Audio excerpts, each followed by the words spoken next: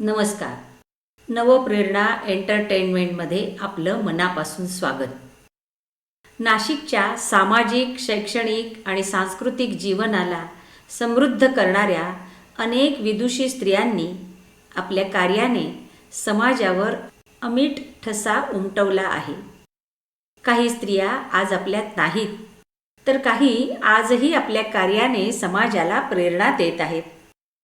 त्यांच्या कर्तृत्वाची ओळख पुढील पिढ्यांना व्हावी, त्यांच्या कार्याची नोंद राहावी आणि त्यातून प्रेरणा मिळावी या उद्देशाने या मालिकेतून आपण नाशिकमधील अशा प्रेरणादायी स्त्रियांच्या जीवनाचा वेध घेत आहोत. आज आपण ओळख करून घेणार आहोत अशाच एका प्रेरणादायी व्यक्तिमत्वाची. रस्त्याच्या कडेला टाकून दिलेलं एक नवजात बाळ.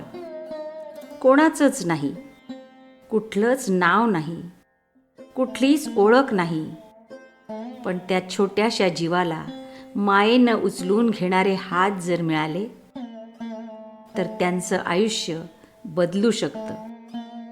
अशाच निराधार जीवांना आईचं ममत्व देणाऱ्या एका महान स्त्रीची ही प्रेरणादायी कहाणी.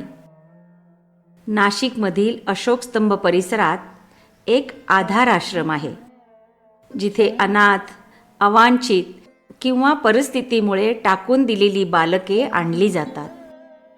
या बालकांचं संगोपन, शिक्षण आणि भविष्य घडविणं ही केवळ जबाबदारी नाही, तर एक तपश्चर्या आहे. आणि ही तपश्चर्या आयुष्यभर करणाऱ्या होत्या सुधाताई फडके.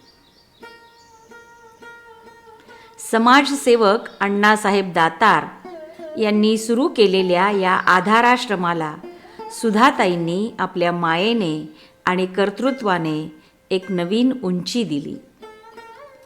त्यांनी आपलं संपूर्ण आयुष्य या आश्रमासाठी अर्पण केलं.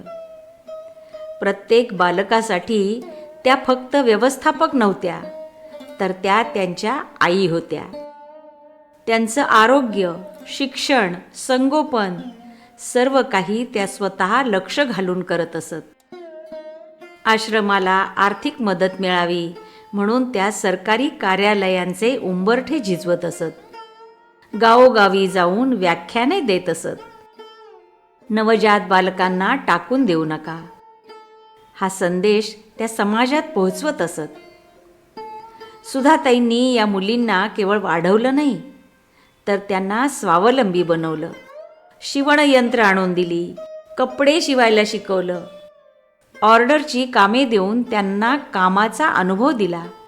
त्याचबरोबर त्यांच्या शिक्षणासाठी आपल्या समकालीन शिक्षकांना जोडून रामायण, महाभारत कथा, संगीत अशा संस्कारांचं बीज त्यांच्या मनात रुजवलं. संस्थेत येणाऱ्या अनाथ मुलांना घर मिळावं असं त्यांना वाटायचं. मूल दत्तक दिल्यानंतरही पाठपुरावा करावा लागतो, ते काम त्या करत. पूर्वी मुलगी दत्तक घ्यायला लोक फारसे अनुकूल नसायचे. आता परिस्थिती बदलली आहे. शिवाय दत्तक मुलाला ते दत्तक असल्याचं सांगावं की नाही हा प्रश्न पालकांना पडायचा. मुलाला समजायला लागल्यावर सत्य परिस्थिती त्यांना सांगावी असं त्या पालकांना पटवून द्यायच्या. आधारमधल्या काही मुलींच्या कहाण्याही त्यांनी सांगितल्या आहेत.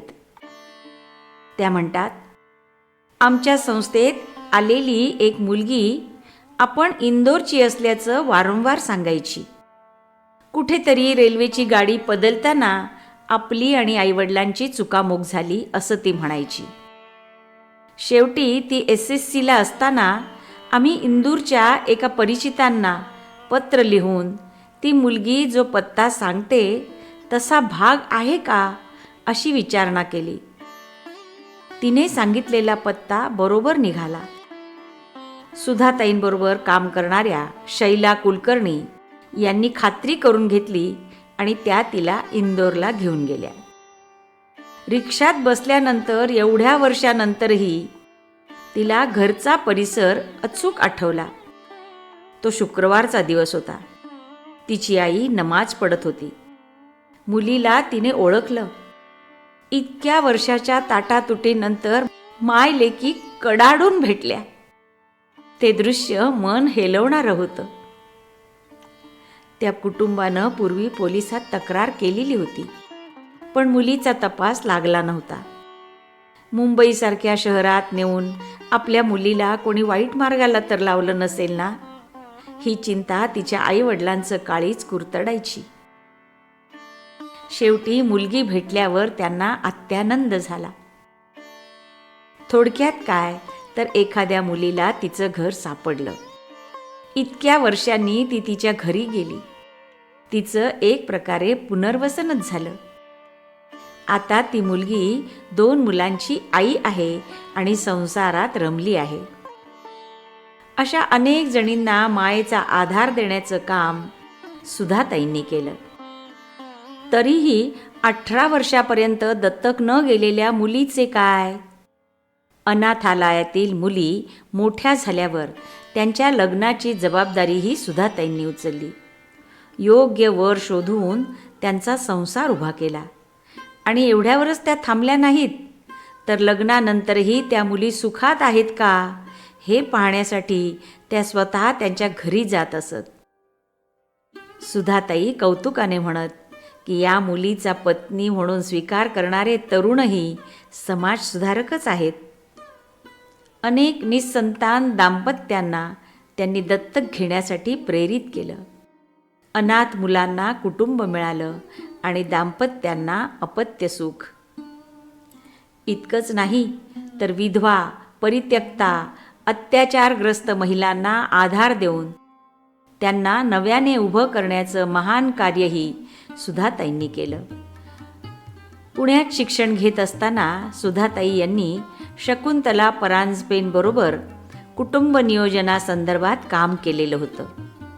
शकुंतला परांजपेंसारख्या समाजसेविकेबरोबर काम करण्याचा अनुभव घेतलेल्या सुधाताई डॉक्टर सुधीर फडके यांच्याशी विवाह होऊन नाशिकला आल्या. डॉक्टर सुधीर फडके हे कम्युनिस्ट विचारसरणीचे होते. त्यामुळे या घरातून सुद्धा त्यांना समाजकार्य करायला कोणतीच अडकाठी असण्याचं कारण नव्हतं. त्या काळात नोंदणी पद्धतीने विवाह केलेल्या सुधाताईंच्या विवाहास शकुंतला परांजपे या साक्षीदार होत्या. नाशिकला आल्यावर सुधाताईंनी यमुनाताई गोगटे यांच्याबरोबर कुटुंब नियोजनासंदर्भात काम केलं. रविवार पेठेत तसं केंद्र सुरू केलं होतं. कार्यकर्ता कसा असावा ही गोष्ट त्या शकुंतलाबाईंकडून शिकलेल्या होत्या. नाशिकला आल्यावर त्यांनी दीर्घकाळ बिटको गर्ल्स हायस्कूलमध्ये शिक्षिका म्हणून आणि नंतर शेवटी तिथेच ज्युनियर कॉलेजच्या उपप्राचार्या म्हणून काम केलं. त्या केवळ शिक्षिका नव्हत्या, तर विद्यार्थिनींच्या आयुष्याला दिशा देणाऱ्या मार्गदर्शक होत्या. संगीत, नाटक, वक्तृत्व यामध्ये त्यांना विशेष गती होती. शाळेतील सांस्कृतिक कार्यक्रम त्या उत्साहाने साकारत असत. मुलींनी खेळातही पुढे यावं म्हणून कबड्डी, धावणे, हुतुतू यासारख्या स्पर्धा ते आयोजित करत असत. 1978 मध्ये त्यांनी श्रमिक महिला आघाडी स्थापन केली. त्यात त्यांनी वसुंधरा केसकर, वीणा कराड, विजया मालुसरे आदींना सहभागी करून घेतलं होतं. या आघाडीद्वारे त्यांनी श्रमिक महिलांचे प्रश्न मोठ्या हिरिरीने मांडले होते. श्रमिक महिलांची भव्य परिषद घेतली होती. त्यावेळी तारा रेड्डीसारख्या मान्यवर या परिषदेत उपस्थित होत्या. समाजसेवा हेच त्यांच्या आयुष्याचं अंतिम ध्येय होतं. त्यांचे पती डॉक्टर सुधीर फडके हे स्वातंत्र्य सैनिक होते. त्यांच्यामुळेच समाजसेवा आणि देशभक्तीची प्रेरणा सुधाताईंच्या आयुष्यात अधिक दृढ झाली. सुधाताईंना लेखनाचीही आवड होती. त्यांनी नाशिकमधल्या गावकरी या दैनिकात वेळोवेळी लेख लिहिले. घर, नोकरी सांभाळून आधार संस्थेसाठी सतत कार्य केलं. तिथल्या अनुभवावर आधारित त्यांनी कन्यादान आणि चौकटी बाहेरचे जग ही 2 पुस्तके लिहिली.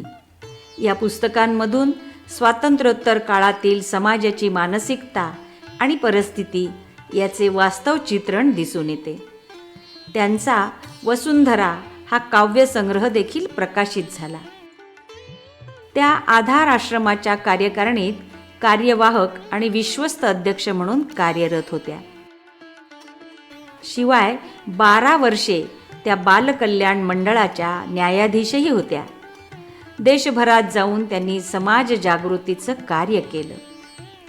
त्यांच्या कार्याचा गौरव म्हणून त्यांना नाशिक भूषण, महापौर गौरव, सावित्रीबाई फुले पुरस्कार, श्यामची आई पुरस्कार यासारखे अनेक सन्मान मिळाले. 84 वर्षापर्यंत अखंड कार्य करत राहणाऱ्या सुधाताई फडके या केवळ समाजसेविका नव्हत्या, तर हजारो अनाथांची आई होत्या. स्वतःचं आयुष्य इतरांच्या आयुष्यात प्रकाश पेरण्यासाठी अर्पण करणं यालाच खरं जीवन म्हणतात.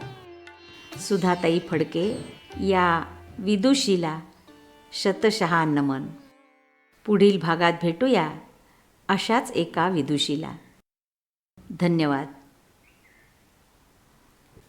या होत्या महाराष्ट्राच्या सामाजिक, राजकीय आणि सांस्कृतिक क्षेत्रात आपली छाप सोडणाऱ्या नाशिकच्या प्रभावी स्त्रिया, अर्थात नाशिकच्या विदुषी. मूळ लेखिका डॉक्टर विद्या केशव चिटको. निर्मिती नवप्रेरणा एंटरटेनमेंट. मराठी भाषांतर आणि वाचक स्वर ॲडव्होकेट प्रेरणा देशपांडे. मित्रांनो, असेच नवनवीन व्हिडिओ ऐकण्यासाठी, बघण्यासाठी आपण माझ्या नवप्रेरणा एंटरटेनमेंट या यूट्यूब चॅनलला सबस्क्राईब करा, लाईक करा आणि शेअर करा. तुमची ही छोटीशी कृती मला खूप आनंद देते आणि नवनवीन व्हिडिओ बनवण्याची प्रेरणा देते. धन्यवाद.